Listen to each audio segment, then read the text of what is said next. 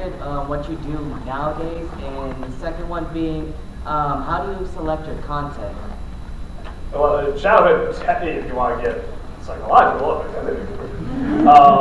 but I mean, in terms of how much does the entertainment, you know, like what I select and stuff like that, I mean, it's big. I mean, could that be something that I grew up with or was familiar with, you know, or just something I can have fun with. I think everybody goes through that nostalgic phase, you know, where they just suddenly become obsessed with, you know, the things they grew up with, and they want their childhood back, they want to see it again, and it's a good thing to go through, because suddenly when you see a lot of these things, and many of them are not as good as you remember, it's very awakened, you know, it really sort of awakens you, like, oh, maybe it was just through these lenses, you know, it was just different mindsets. Like, I have grown up, I have matured. It's actually, I think that's what people really enjoy about nostalgia. They like comparing, you know, how they remember something and how it holds up now. How do I choose stuff? I just, you know, sometimes I choose it, sometimes I look at the blogs, see what people recommend. It has to be something I'm somewhat familiar with. But, yeah.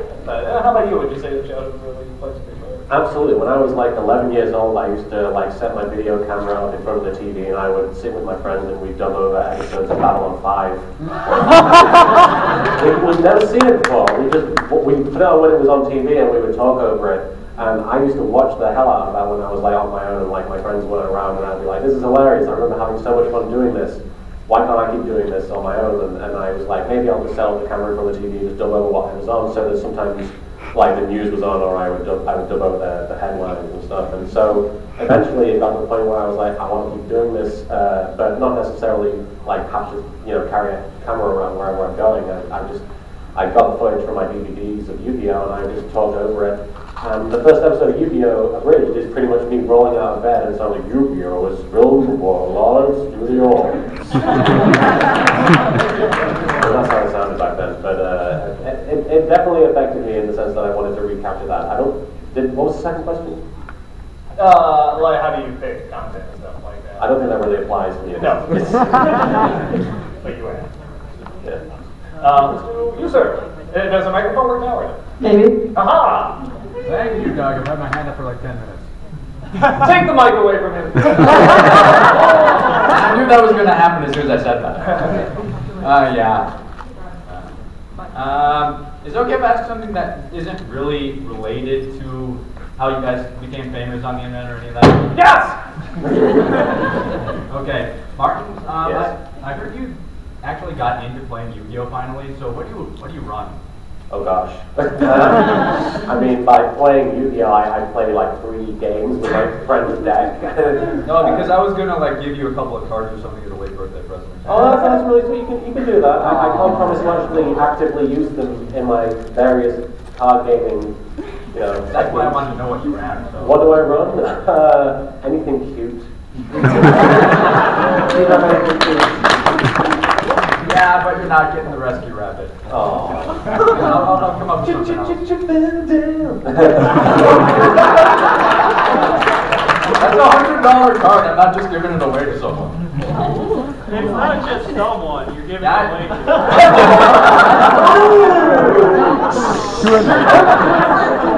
I could come up with a response to that, but I don't feel like it. Awesome. Let's see what we got. Someone hasn't heard. There's 2 red jacket over there.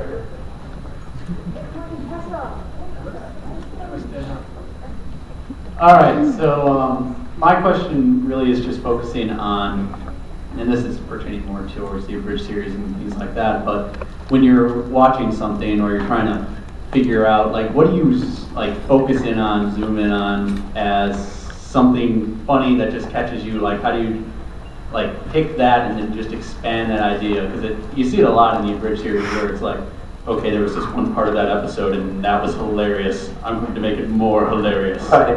And then with that, actually I forgot the second part, never mind, just that.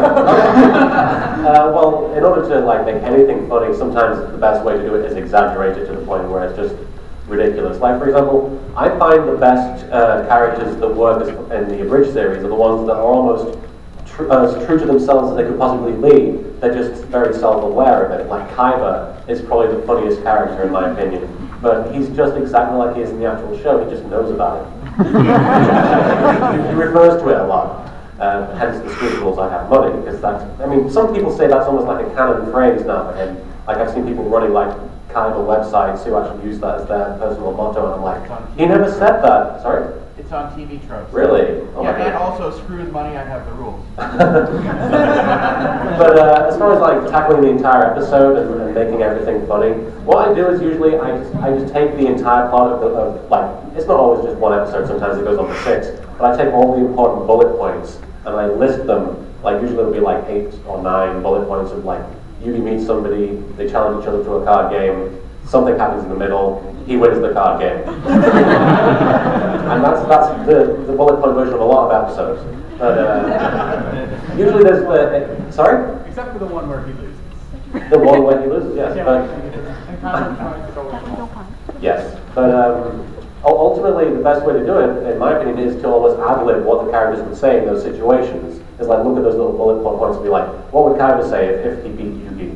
You know, well, what's the conversation going to go like? And some of the best stuff with Marek has come from this being like, oh, hi, Bakura, what's going on? Oh my God, what are you wearing?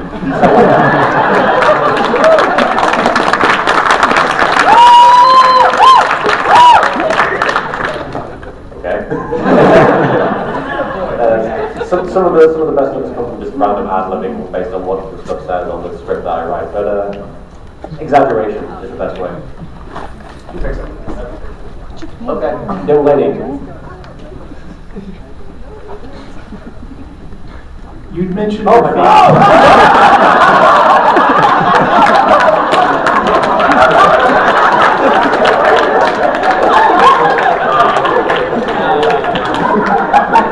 You mentioned your favorite portion tends to be the video editing. What is your least favorite portion of doing the videos?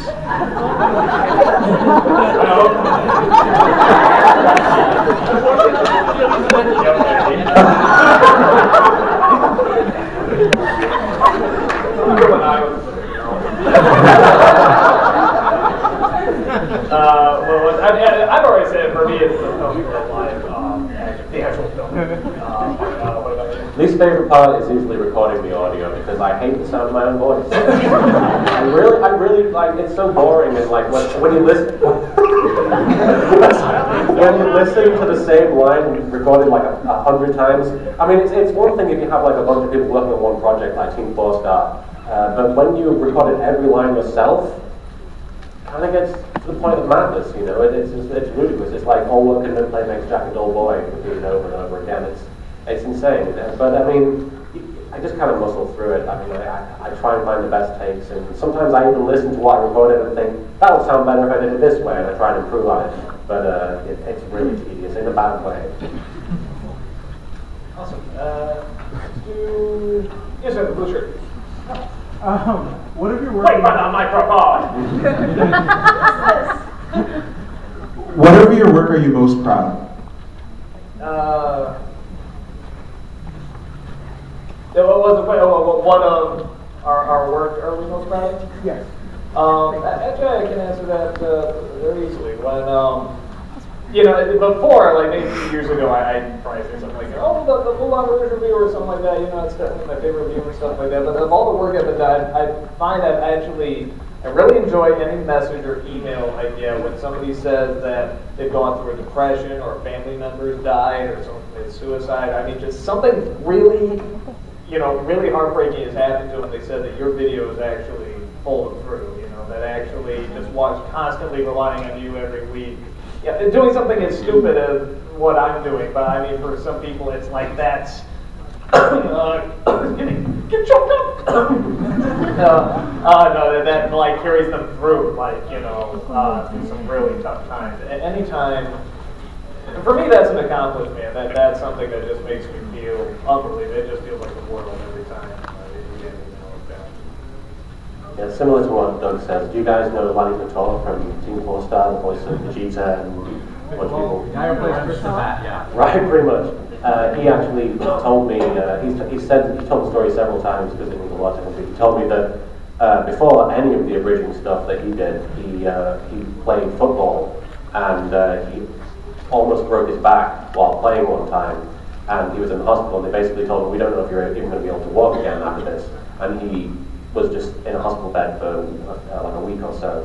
But he spent the time in the hospital bed watching Yu-Gi-Oh! Abridged, and it got to the point where he was watching videos, he's like, even if I lose my legs, I might still be able to do something with my life because this is an option. And so after he recovered, he went on to do Yu Hakusho Abridged and ultimately help out with Team 4-Star and become, in my opinion, one of the most charismatic and most talented guys in abridging right now. And at the end of the day, becoming a guy's friend as a result of all this is one of my favorite, most proud moments in doing all this. Also, the charity work that we do, I think, is probably, and that's not just me. That's everybody who gets involved is just a wonderful memory. Let's ask one more question. One more question. Make it Who good. will it be? Who will it be? How about the guy who says my number one fan? That guy, the blonde hair, you said it, and he was. Take it away from me. No, I'm kidding. Okay, has any of your fans ever brought up a joke of yours that you have completely forgotten about? And if so, how often? It actually, because most of the jokes that people bring up they bring up a lot at me, so it's like, like, back credit card, stuff like that. Actually, what the snow took me a minute. Like, I didn't really think about it. Actually, it's like, originally I would have said no, but today I have two, so. But no, it doesn't happen that often.